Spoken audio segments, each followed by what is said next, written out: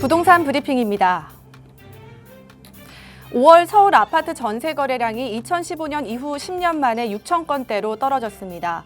25개 자치구 가운데 전월 대비 전세 거래량이 늘어난 곳은 강남구, 금천구, 종로구 등 단 3곳뿐입니다. 서울 강북권 대표 구도심인 동대문구 아파트값이 가파른 상승세를 보이고 있습니다. 청량리와 이문, 휘경 일대를 중심으로 신축 아파트가 잇따라 들어선 데다 교통, 생활 인프라를 갖춘 입지 경쟁력이 부각되면서 실수요자 유입이 이어지는 모습입니다. 서울시와 국토교통부가 도심 주택 공급 확대를 위해 공공재개발 사업을 본격 추진한 지 5년 만에 실질적인 성과가 나타나고 있습니다. 장기간 사업에 표류하던 정비구역들이 잇따라 통합심의와 사업시행 인가 단계에 진입하면서 공공재개발을 통한 공급이 가시화되는 모습입니다.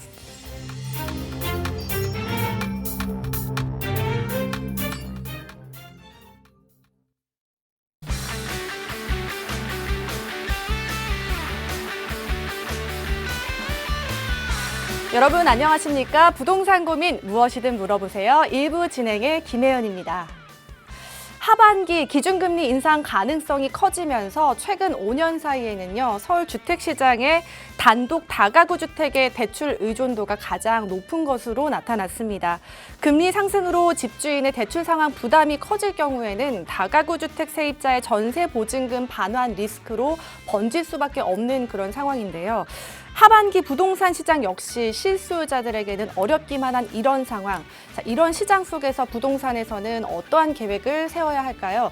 저희가 여러분들의 부동산 고민 해결하는데 한 발 앞장서서 도움 드릴 테니까요. 오늘 이 시간도 끝까지 함께해 주시기 바랍니다. 저희 방송 여러분의 참여로 함께 진행되고 있습니다. 부동산 고민 있으신 분들은 서울 지역번호 02-2638-3973번으로 전화 주시거나 유료 100원에 샵 3989번으로 문자 남겨주시면 고민 해결 함께 도움드리겠습니다. 자, 그럼 부동산 고민 무엇이든 물어보세요. 1부 지금 바로 시작합니다.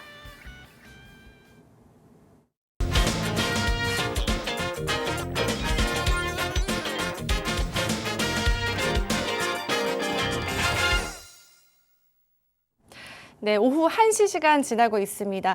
6월 들어서자마자 벌써 본격적인 한여름 더위가 시작된 것 같은데요. 여러분들의 부동산 시장에 있어서는 저희가 속 시원하게 시원한 답변으로 도움 드리도록 하겠습니다. 매주 화요일 고민 해결사 도움 주고 계시죠? 바로 소개해 드릴게요. 주식회사 국제투자연구소 김종희 소장 자리해 주셨습니다. 어서 오세요. 네, 안녕하세요. 국제투자연구소장 김종희입니다. 날이 뭐 진짜 초여름 접어든 것 같아요. 굉장히 덥고 이제는 뭐 반팔부터 꺼내고 실질적으로 저는 또 엊그제 주말에는 반바지만 입고 많이 돌아다녔었는데 날이 확실히 더워졌고요. 그리고 일단 나들이 하기에는 뭐 그래도 적당합니다. 나갈 때 꼭 선글라스 좀 끼고 이렇게 시력 좀 보호하고 나가시고요. 내일은 또 선거네요. 지방선거 이제 그렇게 말도 많고 탈도 많았던 지방선거인데 그냥 또 무료하게 집에 계시지 말고 쉰다는 그런 핑계하에 계시지 말고 본인의 또 고유한 권리 행사하시면서 서울 부동산 시장에 일조하시는 그런 역할을 좀 하시길 바라겠습니다. 오늘도 주어진 시간 동안 최선을 다한 상담으로 도와드릴 테니까 문의 주시고 시원한 답변 얻어가시기 바라겠습니다. 네, 오늘도 시청자분들에게 시원한 답변으로 도움 주신다고 하니까요. 부동산 고민 있으신 분들은 주저 마시고 지금 바로 전화 주시길 바랄게요. 말씀대로 이제 지방선거를 하루 앞두고 있습니다. 이제 선거가 끝난 이후로도 부동산 시장에도 여러 가지 변수들이 있을 것 같은데요. 자, 부동산 계획 차근차근 세워보셔야 될 것 같아요. 여러분들의 부동산 고민 조금 더 자세하게 해결할 수 있도록 무료 세미나 열어주신다고 하는데요. 소장님, 이 부분도 자세하게 설명 부탁드릴게요. 네, 저는 이제 격주마다 진행을 하고 있고요. 돌아오는 목요일 말고 다음 주죠. 다음 주 목요일 2시에 이제 진행을 할 예정입니다. 이제 내일 선거가 끝나고 나면 뭐 서울시장도 바뀌겠죠. 그러면서 이제 전체적인 또 지자체 이제 장들이 다 바뀌게 되는데요. 그렇다 보면 실질적으로 우리 피부에 부동산은 정말로 이제 와 닿을 거예요. 실질적으로 행하는 사람들, 지자체 장들이 바뀌게 되는 거니까. 그렇다고 보면 뭐 재개발이 됐든 뭐 정비사업, 각종 도시개발 사업 이런 것들이 좀 활성화가 될 텐데 그런 거에 있어서 실질적으로 지방선거 이후에 그러면은 벌써 이제 6월이 됐단 말이죠. 그럼 이제 7월부터는 26년도 이제 하반기로 접어들게 되는 거예요. 그러면 하반기 때는 그러면 뭐 전체적으로 다 오를 것이냐 아니면은 지역별로 좀 편차를 보일 것이냐. 저는 양극화가 확실하게 이루어질 것 같고요. 그리고 같은 서울 또 같은 경기도 같은 수도권도요.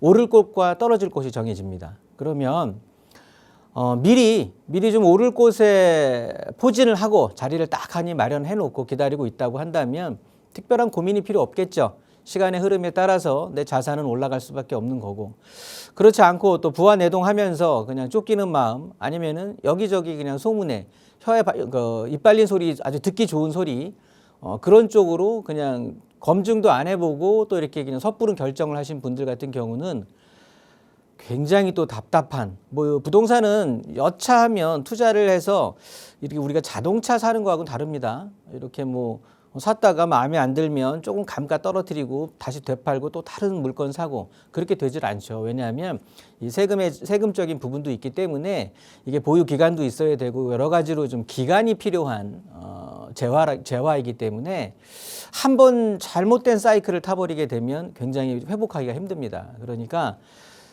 결정하시기 전에 항상 결정하시기 전에 미리 한번 좀 상담을 해보고 또 세미나 참석하셔서 좋은 정보 한번 들어보시고 그리고 투자 물건도 또 준비돼 있고 투자처도 또 알선해 드려서 좋은 합리적인 투자를 할 수 있게끔 유도해 드릴 테니까 참여하셔서 좋은 정보 함께 하시면 좋을 것 같습니다. 네, 발품 팔아서 임장 다니는 것도 좋지만 오를 곳과 떨어질 곳을 분별하는 것만으로도 큰 도움이 될 것 같습니다. 그중에서도 어느 지역을 선점해야 하냐 전문가의 도움 받아볼 수 있는 무료 세미나 열어두고 있는데요. 번호는 동일합니다. 02-2638-3973번으로 연락 주시면 저희가 안내 드리겠고요. 6월 11일 목요일 오후 2시 진행된다고 하니까요. 관심 있으신 분들 참여하시면 도움 될 것 같습니다. 자, 그럼 본격적으로 시청자분들의 고민 해결 앞장서도록 하겠습니다. 바로 첫 번째 전화 연결해 볼게요. 여보세요. 여보세요? 네, 안녕하세요. 예, 안녕하세요. 예. 네, 반갑습니다. 시청자님. 어떤 고민 가지고 오셨을까요? 예, 제가요, 지금 부천에, 네. 경기도 부천 여기 중동에 네. 그 팰리스 카운티에서 살고 있는데요. 거주 중이시고요. 예, 네. 저기가, 여기는 24평이고, 네. 저기 작년에 네. 인천 계양에 네. 롯데 캐슬이요. 네. 저 인천에 계양 롯데 캐슬 그 분양을, 미분양된 걸 그것도 3층이에요. 근데 그냥 그걸 받았는데, 네. 아, 참 고민이 많아서요, 그게. 가야 되는지, 아니면 저쪽 걸, 다들 인천 네. 거를 저기를 하라고 하는데, 네. 지금 마이너스 2천이 거래가 되고 있대요. 아, 지금 미분양 분양 받으신 게 마이너스 2천으로 거래가 되고 네. 있다는 말씀이시고 지금 네. 일단 2주택자이신 상황이네요. 아, 그 등기가 안 났는데 음. 이주택으로 들어가는 거예요? 그게? 아, 그 부분은 전문가와 함께 이야기를 나눠보고요. 일단은 지금 거주 중이신 곳의 앞으로의 전망이 궁금하신 것 같고 최근에 미분양 이제 매수하신 계양 롯데캐슬 파크시티 맞을까요? 예. 네, 이 부분의 앞으로의 전망 그리고 언제쯤 정리하는 게 적절할까 이 부분이 네. 궁금하신 것 같으세요. 그렇죠. 네, 그렇죠. 연락 잘 주셨고요. 바로 인사 먼저 나눠볼게요. 네. 안녕하세요. 네, 안녕하세요. 네, 반갑습니다. 네, 반갑습니다. 아니 질문을 주시는데 질문에 답이 다 있는 것 같아서 네. 네, 그냥 본인도 그냥 답을 정해 놓으신 것 같은데요. 아니, 어떻게, 아니, 확실하게 결정은 안 난 거거든요, 제가. 아, 그래요. 아니, 이제 사람들이 부천을 이거를 놔두라고 많이 하더라고요. 사람들 누가? 아니, 주위 사람들이. 주위 사람들이. 왜냐면 서울권에서 경기가 더 가깝다고. 네. 그럼 주위 사람들을 잘 두신 거예요. 맞아요? 주변 사람들이 네. 보통 남 안 되게끔 하거든요. 네. 근데 아, 주변에 좋은 사람 두신 것 같아. 아, 그러면 이게 부천 거를 놔두는 게 나아요, 그럼? 예, 요 팰리스 카운티 같은 경우는 좋은 아파트예요. 아, 이거 가져가셔야 돼요. 그래요? 예, 굳이 얘를 효성동에 도시개발 사업한 거 맞아요, 하시는 거기에요. 거죠? 그거 네. 산자락 밑에 있는 거. 예, 맞아요. 네. 아, 왜 그걸 하셨어요? 아, 속상하네, 그죠? 그러면 왜 속상한지는 마이너스 2천이라도 거래해야 돼요? 어떻게 해야 돼요? 그 아파트 먼저 말씀드릴게. 네. 그거는 네. 신축이라는 거, 그다음에 대단지라는 거. 네. 그거 빼고는 딱히 뭐가 보이진 않아요. 거기 현재는 뭐 전에도 전철이 효성역으로 아니 대장에서 청라선으로 뭐 전철이 어쩌고 하고 뭐 GTX D라인이 어쩌고저쩌고 하더라고요. 아, 그거 그거 그러니까 확정된 건 아니니까. 네네네네. 그래서 그걸 희망회로라고 우리가 표현을 하는데요. 네. 그러니까 여기 아파트, 그러니까 이 네. 지역 인천 효성동 같은 경우가 이제 부천도 그렇고 인천도 그렇고요. 네. 청라나 송도 같은 경우는 도시적인 특색이라는 게 좀 있어요. 네. 그렇지 않고 이 효성동이라든가 부천 같은 곳은 네. 그러니까 우리가 흔히 말해서 자족 기능이 없어. 아, 예. 여기는 그냥 어떻게 해서든지 서울에 기생해서 살아야 되는 거예요. 네. 그런데 아까 팰리스 카운티 같은 경우는 중동역 떡하니 있고 네, 네. 그 세정거장이면 이제 GTX 뭐 착공한 그 B 라인을 이용할 수가 있는 거잖아요. 아, B라인 어디에 여기 부천 종합운동장이에요. 종합운동장인가요? 종합운동장? 예, 세정거장뿐이 안 돼요. 예, 맞아요. 아. 그러면 그러니까 서울의 접근성이 중요한 판에 걔는 더 서울의 접근성이 좋아지는데 우리 이 아파트는 보면 그냥 새 거야, 새 거.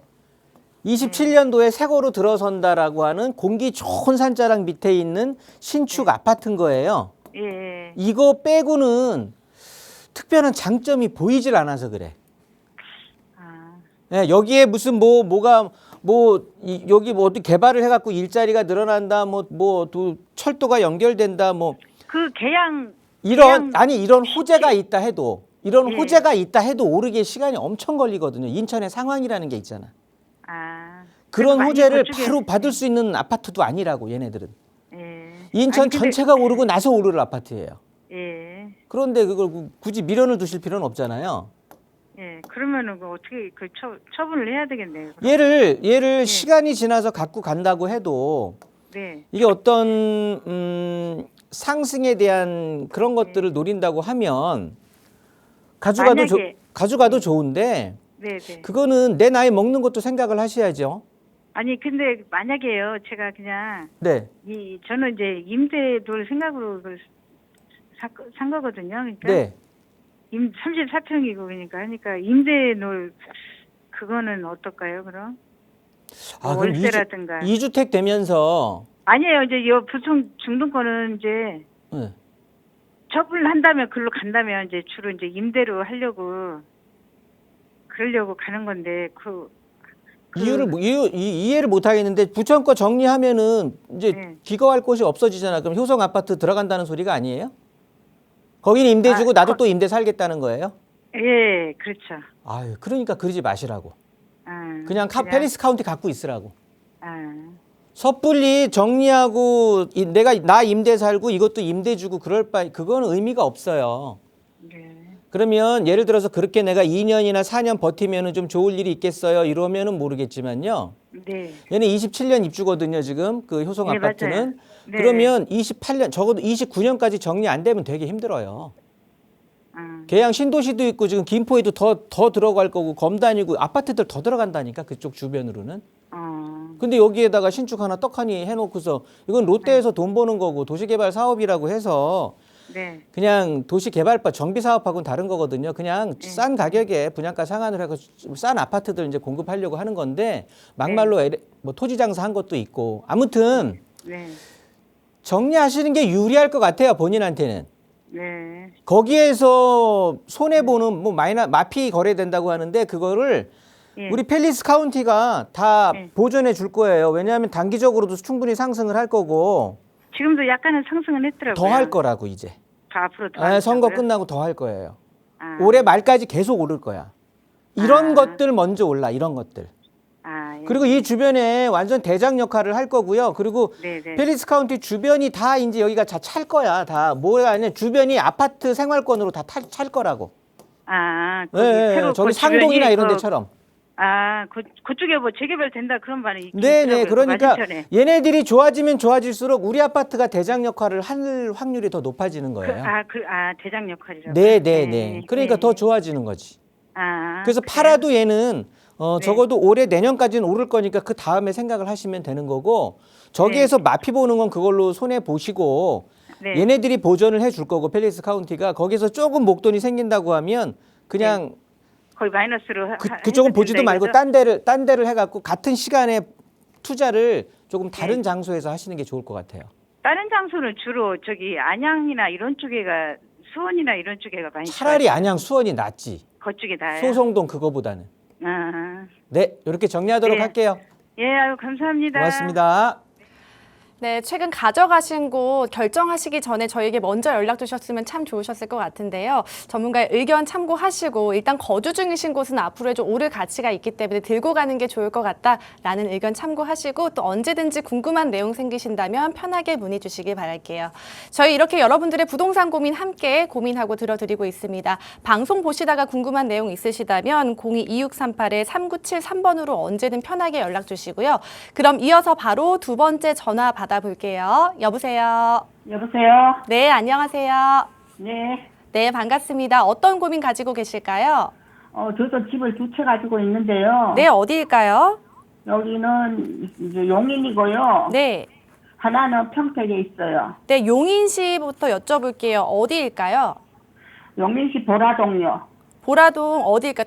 다가구 주택일까요? 아니면 아파트일까요? 아파트요. 네, 아파트 이름 부탁드려도 될까요? 에드폴의 아파트요. 네. 한보라 에듀폴의 아파트. 그리고 또 한 곳은 어디일까요? 평택에. 평택에요. 네, 어디일까요? 이름이? 석정, 네. 화성 아파트요. 석정공원 화성 파크드림 아파트 맞을까요? 예. 네, 그럼 각각 언제 매수하셨을까요? 용인의 거는 네. 20년 전에 네. 구매를 해가지고 그때 평당 1,900만 원, 1억 9천만 원 주고 구입을 했어요. 네, 그리고 평택은요? 평택의 거는 요번 작년에 구입했는데 4억 5천에 구입했어요. 네, 알겠습니다. 말씀 잘 들었고요. 일단 앞으로의 좀 전망이 궁금하신 거죠? 아니요, 두 개 중에 하나는 팔아야 되는데 지금 네. 평택 걸 네. 내주 팔았고 가격도 비싸게 샀으니까 그걸 먼저 팔아야 손해를 더 줄 건지. 네, 일단 그래서 고민이 굉장히 많으실 것 같아요. 일단 차근차근 좀 정리를 하고 싶으신 것 같은데요. 먼저 인사 먼저 나눠볼게요. 네, 안녕하세요. 안녕하세요. 네, 반갑습니다. 네, 아파트가 용인하고 평택에 있는데 평택 거 먼저 볼게요. 네. 평택 거는 파시는 게 좋아요. 먼저 파세요, 그거. 안 그래도 그걸 먼저 팔아야 되는데. 먼저 지금 팔아야 그게 되는데. 작년에 샀기 때문에 지금 팔기가 지금 쉽지가 않거든요. 팔기가 쉬운 게 아니라 파는 것도 때가 있어야 되잖아요. 예. 네, 그것도 단기적으로 오를 거예요. 근데 지금 그냥 제 말씀을 들으세요. 네. 전화하셨으니까 저랑 뭐 1대1 상담 온 거 아니시니까 네. 제 의견 말할 테니까 잘 듣고 참고하셔서 행하시면 될 것 같아요. 예. 그 고덕에 있는 아파트를 말씀하신 거고, 네. 그죠? 그렇게 해가지고 지금 이쪽 고덕 쪽이 지금 보시면 이렇게 지적 편집도로 한번 먼저 보여드리면 이렇게 브레인시티라는 곳하고 고덕 국제화 지구라는 곳하고 이제 공장들이 많이 들어가요. 브레인시티니 뭐니 해서 주변에 산업단지들도 많이 들어가고 예. 아파트도 아직 들어갈 것들이 셌어요. 그냥 이렇게 노란 비어 있는 곳들 공동주택이라고 써 있는 곳들이 다 아파트 들어갈 곳들이거든요. 예. 알고 있어요. 네, 근데 우리 아파트는 그 사이에 지금 어중뛰게 있는 거예요. 아파트가 새 걸로. 그러니까 이 지역이 장점이 두 가지가 있어. 하나는 우리 아파트 가지고 있는 게 신축이라는 소리고요. 예. 신축에다가 그다음에 서울부터 금액이 이제 쭉 오르기 시작하는 게 이제 올해 이제 선거 이후에 본격적으로 이제 지방으로 이게 퍼질 거거든요. 네. 그래서 서울발 가격 올랐던 것이 지방으로 이렇게 넘어오는 그런 훈풍이 이 두 가지로 인해서 단기적으로 오를 거라고, 단기적으로. 예. 네, 단기적으로 가격을 상승할 거니까 지금 25년에 이거 신축한 거니까 26년, 27년 내년까지는 갖고 있어야 될 거 아니겠어요? 예. 그럼 내년까지 갖고 있고 내년에 이거 파시라고 먼저. 예. 네, 이거 먼저 팔고 그 다음에 이제 보라동에 있는 아파트 갖고 계시는 거잖아요. 네. 보라동에 있는 아파트는 거기가 기흥하고 오산선이 연결이 된단 말이에요. 그게 이제 발표는 했단 말이에요, 지금. 예. 근데 예타에서는 이제 떨어졌어.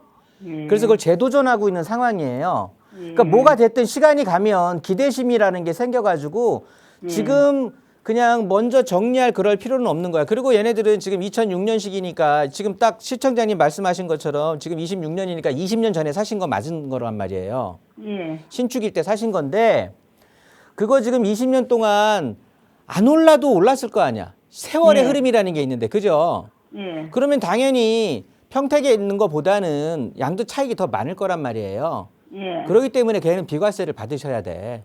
네. 그러니까 순서적으로 봐도 이 용인에 있는 걸 늦게 파시는 게 맞고 네. 시기적으로 보더라도 그 평택에 있는 걸 먼저 파는 게 맞고.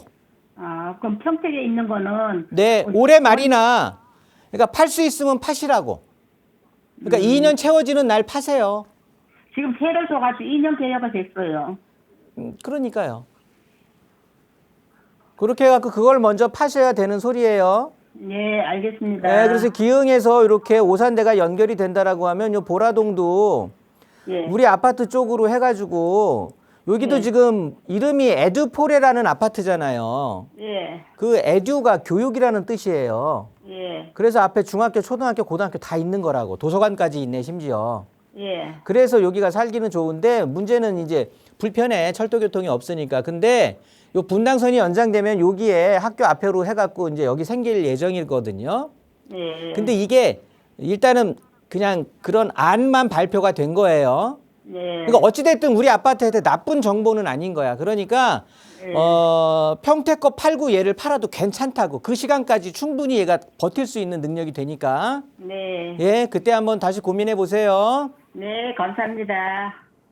네, 시청자님, 소장님께서 매도 시점까지 정리해 주셨으니까 매도 시점 잘 찾아보시고요. 앞으로 또 매수에 있어서 지역에 있어서 어느 지역을 선택해야 될지 고민이 되신다면 02-2638-3973번으로 언제든지 편하게 전화 주시기 바랍니다. 자, 올해 하반기 부동산 시장의 화두는 무엇일까요? 바로 전세 실종이라고 합니다.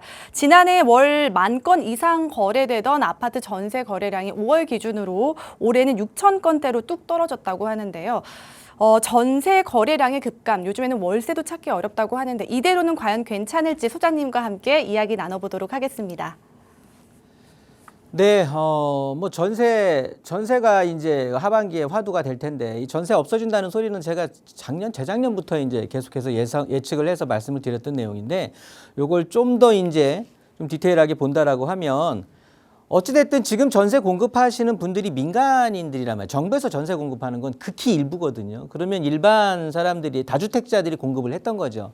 그랬는데 이제 큰 그림들만 본다라고 하면 규제가 다주택자들 규제를 하다 보니까 그냥 어찌됐든 있는 집들 전세 주고 있는 것들 임대 주고 월세 주고 있는 것들은 정리를 해서 1주택자로 만드는 지금 이 규제란 말이야. 그러니까 어쩔 수 없이 파는 거야. 그러면 그만큼 비례해서 전세나 월세는 줄어들 수밖에 없는 거죠.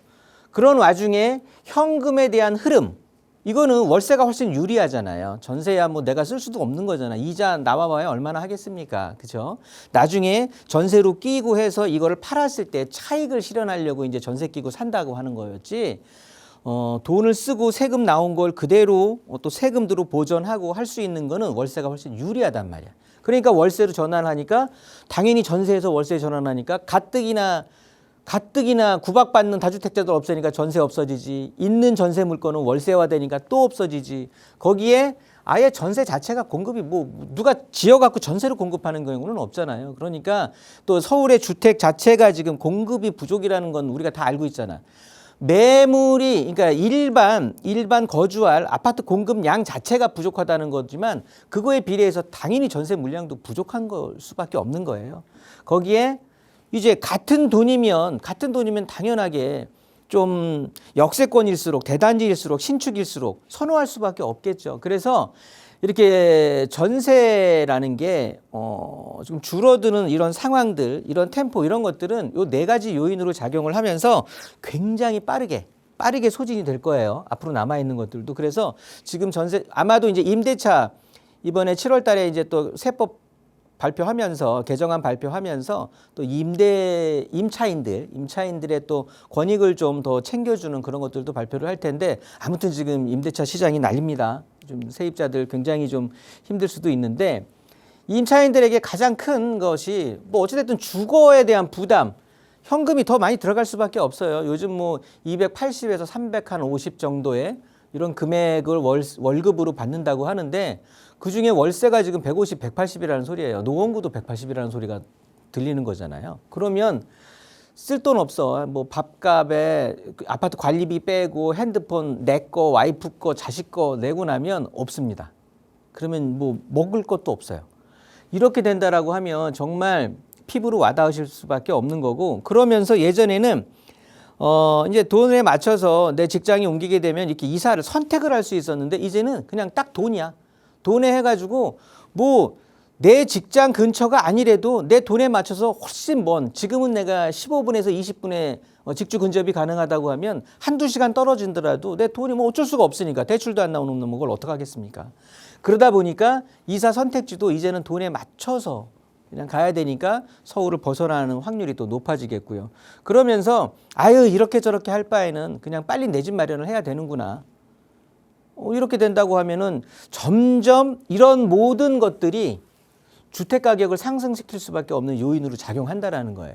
그러니까 난 내 집도 없는데 남들 집 사는 마음이 더 커질 수밖에 없는 이런 상황 자체를 뭐 원망하기에는 이제 좀 늦은 것 같고요. 그러면서 계속해서 시장에 대한 후폭풍으로 작용을 할 게 지금 4가지를 정리를 했는데, 하나는 뭐 무조건 현금의 흐름성, 현금의 유동성 훨씬 가용할 수 있는 것이 유리한 뭐 월세는 늘어날 수밖에 없습니다. 계속해서 전세는 줄어들고 줄어드는 거에 비례해서 월세는 계속해서 늘어날 거고요. 그리고 월세의 금액도 늘어나죠. 월세 임대 금액도 점점 늘어날 수밖에 없는 거예요. 그러면서 이제 매매 가격을 압박해서 이런 것들이 어찌됐든 주택 가격이 상승함으로 인해서 이렇게 되는 거잖아요. 왜냐하면 전세가 줄어든다라는 건 그만큼 실거주가 늘어난다는 소리예요. 그러니까 전세 줄어드는 것만큼 실수요가 늘어난다는 소리거든요. 그럼 실수요가 늘어난다고 하는 거는 공급은 정해져 있는 상황에서 심지어 지금 부족해. 그런 상황에서 수요가 늘어난다고 하는데 이게 가수요도 아니고 투자 수요도 아니고 실수요란 말이야. 그러면 시장에서의 아파트 주택 가격은 서울은 올라갈 수밖에 없어요. 이게 매매 가격의 상승을 압박하는 요인으로 작용할 수밖에 없다는 거예요. 그래서 집값이 떨어지기는커녕 오를 수밖에 없는 그런 상황이다. 거기에서 점점 이제 신축에 대해서 이 선호 현상은 강해질 수밖에 없는 거고요. 왜? 공급이 부족한 상황에서 가뭄에 콩나듯 공급된 신축이 얼마나 귀하겠습니까? 정말 예뻐 보이겠죠. 그러면서 신축 가격이 또 상승을 또 끌어들일 거고요. 거기에 대해서 뭐 정책 딜레마는 이 시간에 언급하지 않기로 하고요. 그러면서 이렇게 전세 줄어들고 월세 가속되고 이런 것들이 영향이 큰 지역이 어쩔 수 없어요. 아파트 가격이 높은 지역부터, 주택 가격이 높은 지역, 상급지부터 일어나는 것이고 또 비싼 주택부터 이루어질 수밖에 없어요. 그런 것들은 핵심지, 대단지, 학군 수요 강한 곳, 직주근 접점 좋은 곳, 우리가 흔히 말해서 아파트 가격 높아지는 곳일수록 먼저 이제 전세가 부족해지기 시작하는 거예요.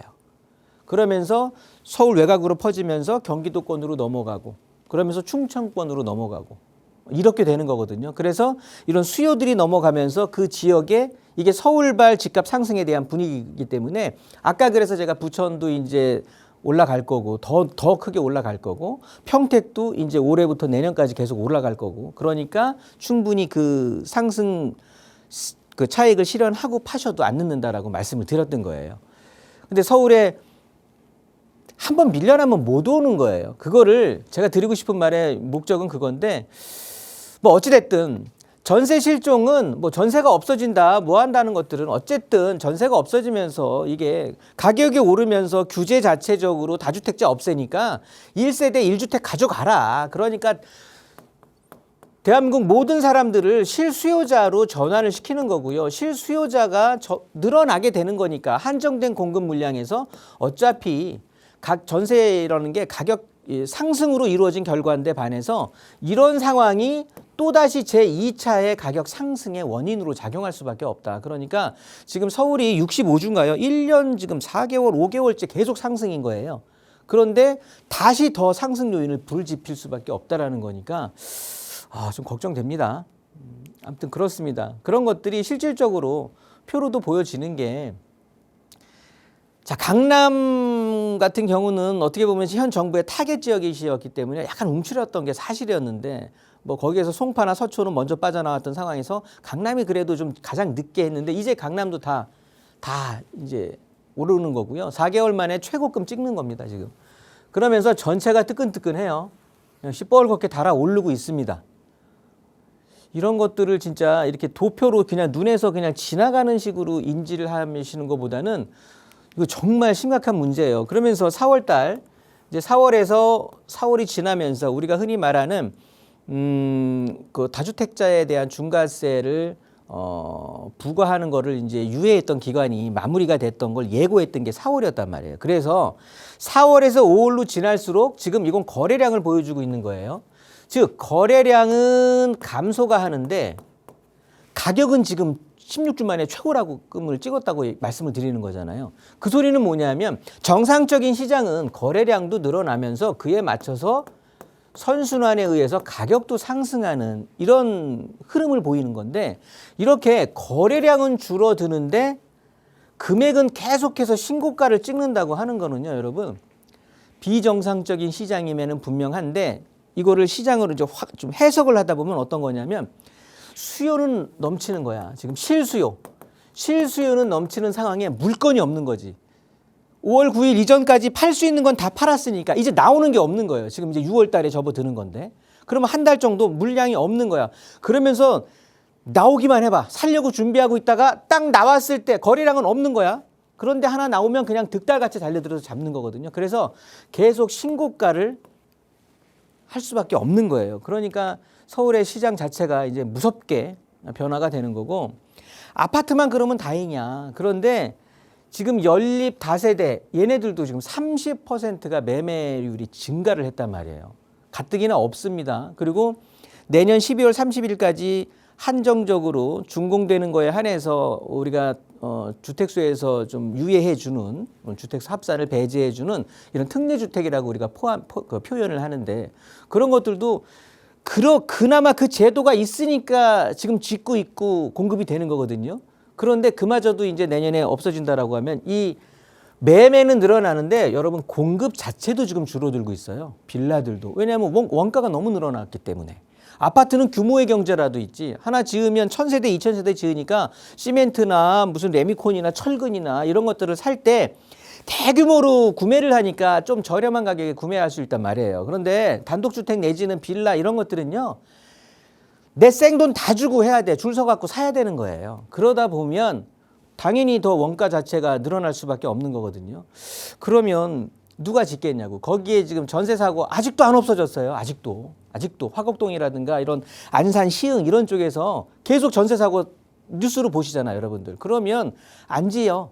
빌라를 지을 수가 없어요. 그러면 서울 요지에다가만 지을 거거든. 그러면 걔네들도 빌라도 이제 아파트 가격화 되는 거예요. 지금 빌라 가격들 무시할 게 못 되는 게 물론 뭐 재개발이 정비 사업이 같이 껴있긴 한데 자 한남동, 용산, 자양동, 노량진 지금 송파까지 지금 이 나머지 지금 한남동, 뭐 자양동, 성수동, 노량진 이런 쪽의 빌라들은요 10수억 넘은지 옛날 얘기예요. 웬만한 아파트들보다 훨씬 비싸. 근데 요즘 또 뜨뜻한 데가 어딥니까? 핫한 곳이 송파거든요. 송파 잠실 삼전동으로 해서 개발분 보니까 빌라 가격 이제 지금 상승하고 시작을 하는데 사실 지금이 초입이긴 한데 그 지역들은 어찌됐든 다세대 주택도 이렇게 늘어난다는 소리예요. 제가 이거는 지금 말씀을 드릴까 말까 굉장히 고민을 했었는데 이것도 아셔야 되는 거예요, 여러분. 이게 뭐냐면 LH 주택산업연구원에서 연구원이 이 아이디어를 낸 거예요. 근데 이거를 실행시키려고 현실화시키려고 지금 노력을 한다는 소리 아니겠습니까? 우리나라 굴지의 연구소에서. 무슨 소리냐면 이거 지금 성수동에다가 이거 뭡니까? 수상주택 짓겠다는 거야. 이렇게 외국에 수상주택 하겠다는 거. 이게 말이 되는 소리입니까? 그러니까 주택을 공급을 못하니까 이렇게라도 아이디어를 내는 거예요, 여러분. 그럼 만약에 진짜 이 아이디어가 통과될까? 이 뒤에가 성수 전략정비구역이거든요, 재개발. 그럼 여기 지금 이 정비사업 앞두고 있는 사람들 이거 찬성하겠냐고, 이거 부실걸요? 왜냐하면 우리 한강 조망 때문에 그렇게 높이 올라간 건데 앞에다가 떡하니 정부에서 뭐 이렇게 임대식으로 해서 수상주택 짓는다고 하면 그 뒤에 사람들이 가만히 있겠냐고. 그러니까 이런 것들은요, 제가 보기에는 부동산 그냥 어떻게 보면은 우리가 정부에서 주택을 계속 공급할 거다. 이런 암시를 주면서 이 가격 상승하는 이 폭을 그래도 어떻게 해서든지 좀 누르려고 하는 미봉책분이 안 될 것 같아요. 이런 거는 참 뭐 재밌는 건데, 그러면 앞으로 서울은 어디에다가 해야 되느냐? 그냥 우리가 일자리의 중심이 되는 곳이 3도심이에요. 앞으로 지금 이 지도를, 이 사진을 아마 제가 이 방송하는 내내 몇십 번도 더 이거 보여드릴 텐데, 이렇게 일자리 주변으로 일자리에 들어가서 여기에 있는 아파트들은 다 비싼 아파트들인 거예요. 도심 같은 데는 다 상업지니까 오피스 빌딩밖에 없지. 우리가 비즈니스 빌딩밖에 없는 거죠. 그러니까 거기 제일 끄트머리에 있는 경희궁자인가요? 그 제일 끝에 있는 거거든요. 그 아파트가 지금 몇십억 하잖아요. 왜냐면 아파트 들어가기가 그만큼 힘들어서 그래. 상업지니까 주상복합 내지는 그냥 같은 거 아파트 져서 팔아먹느니 비즈니스 센터 져가지고 더 건물의 가치를 상승시키는 게 훨씬 이익이니까 이 도심에는 아파트 짓기가 쉽지는 않은 거예요. 그러면 강남에다가 지어야 되는데 강남의 아파트들 대한민국 지금 뭐 외국하고 견주어 이제는 몇십억 이제 100억을 눈앞에 두고 압구정 같은 경우는 100억이 넘어간 지가 옛날이잖아요. 그런 상황이란 말이에요. 그래서 이제 여의도 영등포, 여의도도 재건축 이제 앞두고 나니까 30억, 40억, 50억 클럽으로 막 진입을 하고 있어 이제. 그리고 영등포 지금 당산 쪽 일대, 그다음에 신길 뉴타운 쪽 일대 이런 쪽으로 해서 특히나 신길 뉴타운 쪽으로 해서 신축들이 들어가면서 아파트 가격이 이제 몇십억 클럽으로 진입을 하려고 하는 상황이에요. 그러니까 이런 세 개의 도심을 기준으로 해서 여기에다가 내가 투자하기는 쉽지 않아. 그러면 우리는 돈이 많으면 아파트 할 수 있는데 아파트가 15억이라도 내가 9억은 현금으로 있어야 되는 거예요. 25억이면은 2억이니까 뭐 23억은 있어야 되는 거야 내가. 그냥 뭘 서울에다가 중위 아파트가 지금 16억, 17억 하는 판에 뭘 사겠냐고. 그러면 앞으로 아파트를 변할 걸 사야 되는데 그런 지역들이 좋은 게 이 도심에는 힘들면 이 도심 주변으로 해서 빨간색으로 표시되어 있는 요 광역 중심으로 하라는 소리예요. 7개거든요. 여기가 개발할 거라고 서울시에서 알려준 거야. 앞으로 이쪽을 그러니까 빨간색으로 표시를 한 거예요. 7개뿐이 안 됩니다. 이 노란색은 보지 마시고 그러면 여기에서 주택으로 빨리 변화할 곳, 주택으로 역량이 몰리는 곳을 찾아야 되겠죠. 마곡은 지금 일자리하고 마곡 산업단지 그다음에 마곡 엠벨리라고 해서 일자리 주거가 다 해결이 된 상황이야. 상암 비즈니스 센터, 방송 미디어 센터 그러면서 상암동에도 아파트들이 지금 다 월드컵 단지로 해갖고 들어가면서 주변으로는 가재울 뉴타운, 수색 증산 뉴타운 이렇게 다 된 거예요. 그러면 여기도 의미 없어.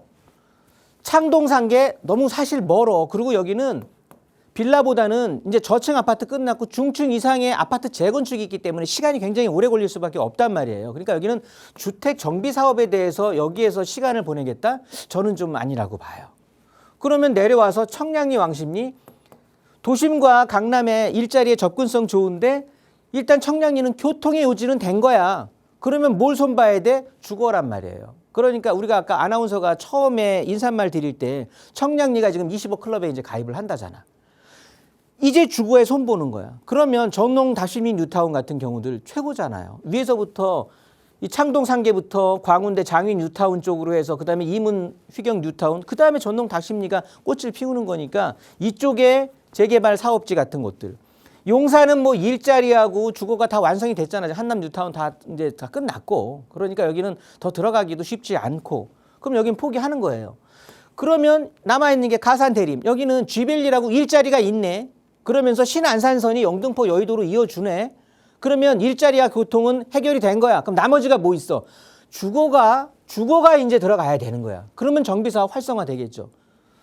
그래서 청량리 왕십리, 가산 대림, 그다음에 나머지 하나 남은 게 따뚱하게 잠실 남았네요. 잠실은 우리가 말할 게 뭐 있습니까? 지금 가장 핫하다고 제가 말씀을 드렸잖아요. 그래서 오늘 잠실 3전 일대를 여러분들은 눈치껏 좀 보셔야 되는 거예요. 왜냐하면 입지 좋은 곳부터 차고 갈 거거든. 이해되세요, 제 말이? 무슨 소리냐면 제가 좋은 지역 주택으로 이제 변모될 곳들이 청량리 쪽, 왕십리 쪽, 그다음에 가산 대림 쪽이라고 말씀드렸잖아요. 나머지 광역 중심 지역들은 일단 주거는 완성이 됐다라고 했으니까.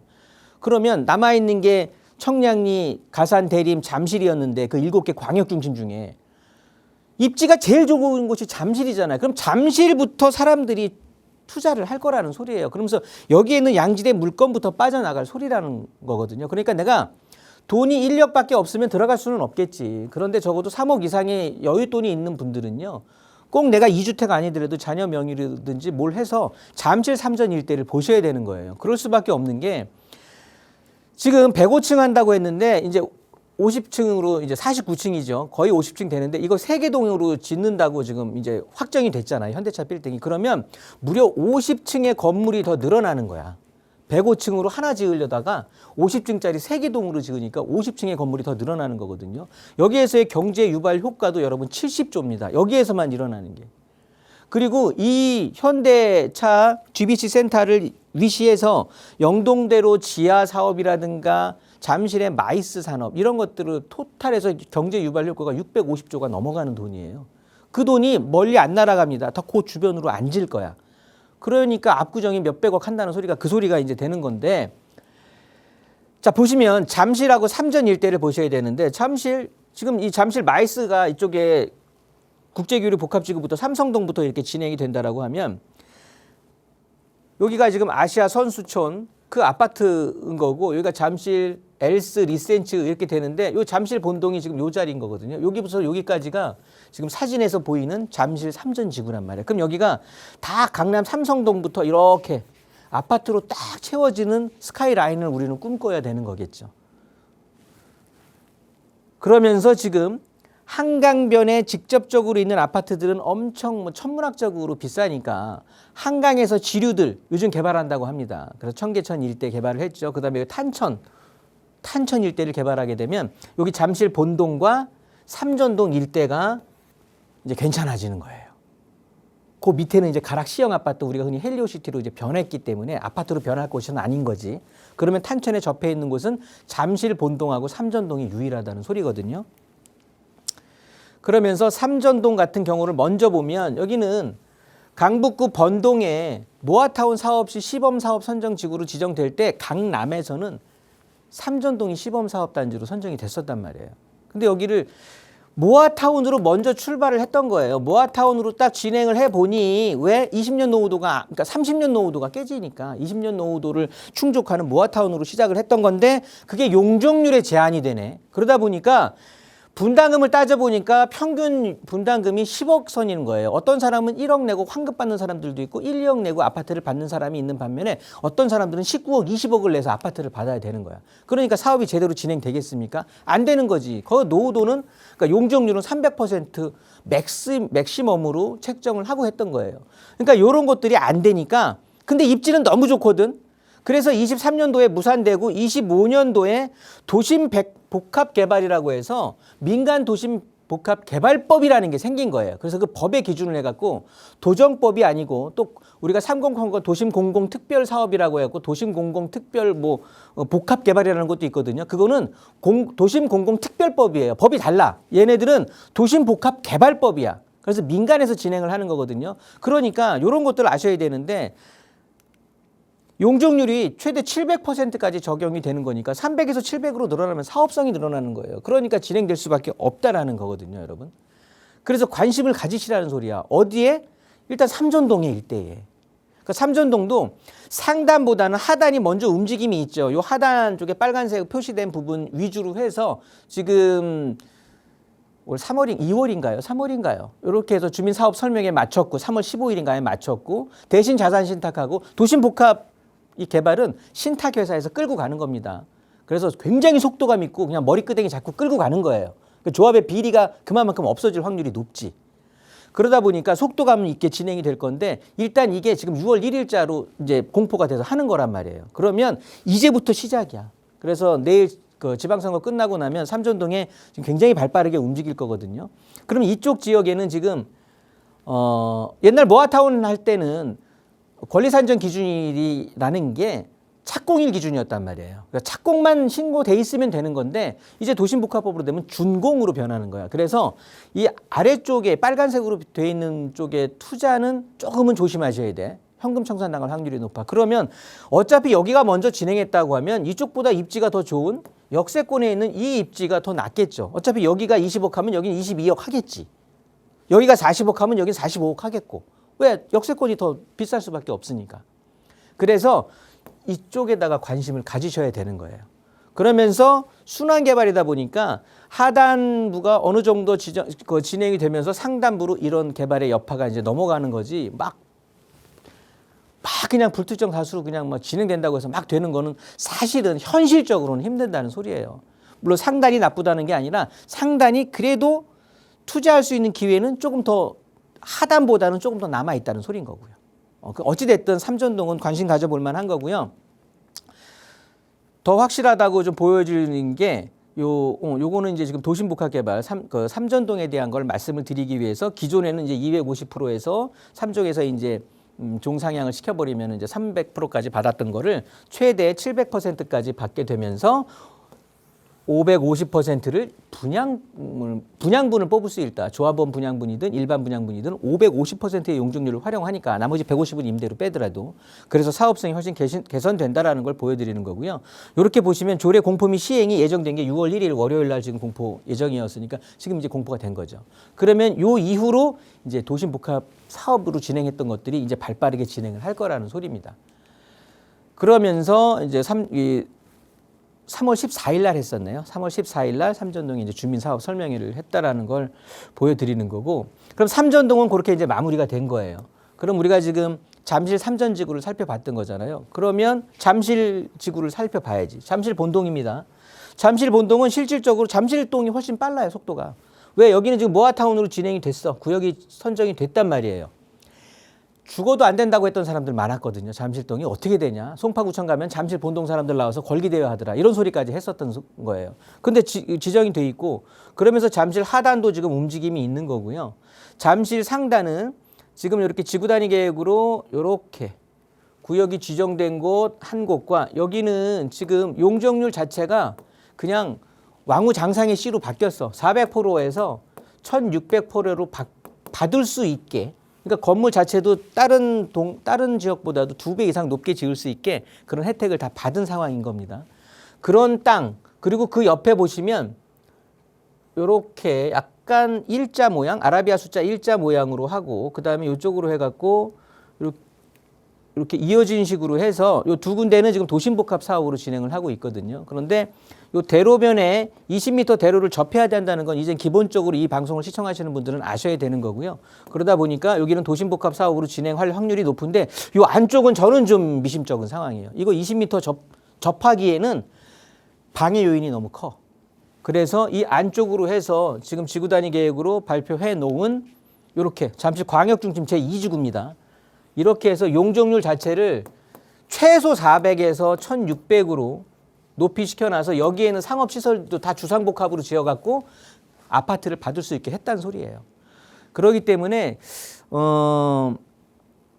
우리가 7개 지금 광역중심 지구를 얘기하다가 지금 잠실 삼전지구까지 오게 됐는데요. 서울 주택 공급이 부족하다는 건 여러분 인지를 하셨잖아요. 그러면서 이게 전세가 계속해서 없어지면서 실수요가 늘어나는 거예요. 그래서 아파트 가격이 올라가는 거거든요. 그러면 돈 있으면 아파트 해도 되는데 대출 규제 때문에 아파트를 또 옛날처럼 마음 놓고 살 수도 없어. 그러면 아파트로 변할 수 있는 재개발 빌라에 투자를 해야 되는데 그 재개발 빌라도 입지에 순서가 있다는 소리예요. 그러면 지금 최우선적으로 돈이 있는 분들이 덤비셔야 될 곳은 잠실하고 삼전지구라는 소리인 거예요. 그럼 여기에서의 물건, 개인이 찾기는 쉽지가 않죠. 부동산에도 신축 물건은 없거든요. 부동산은 공인 중개업이야. 그렇기 때문에 지어져 있는 것들을 중개하는 일이기 때문에 신축을 찾기 위해서는 어떻게 해야 된다? 다음 주에 있는 세미나 이런 것들을 활용하시면 좋다. 아니면 1:1 상담 오시면 투자권 해서 또 충분한 상담을 드릴 거니까 참고하시기 바라겠습니다. 네, 저희 방송만 참고하셔도 부동산 이슈는 물론 좀 구체적인 내용들까지 얻어갈 수 있을 것 같습니다. 보다 소장님 만나서 1:1로 얘기할 수 있는 무료 세미나 열어두고 있다고 합니다. 이제 하반기가 얼마 남지 않았습니다. 오를 수 있는 지역들 좀 구체적으로 짚어주실 수 있는 귀한 시간이니까요. 6월 11일 목요일 오후 2시 참고하시고 신청 번호는 동일합니다. 02-2638-3973번으로 연락 주시면 저희가 상담 도움 드리도록 하겠습니다. 네, 저희는 여러분들의 무료 상담 전화 계속해서 열어두고 있습니다. 022638-397번 계속 열어두고 있고요. 보다 이 프로그램은 시청자 여러분께 보다 다양한 정보를 제공하기 위해 제작된 것으로 해당 부동산의 가치 또는 물건 가격의 상승 하락을 보장하지 않는다는 점 잊지 마시기 바랍니다. 저는 잠시 후 2부에서 다시 찾아뵙겠습니다.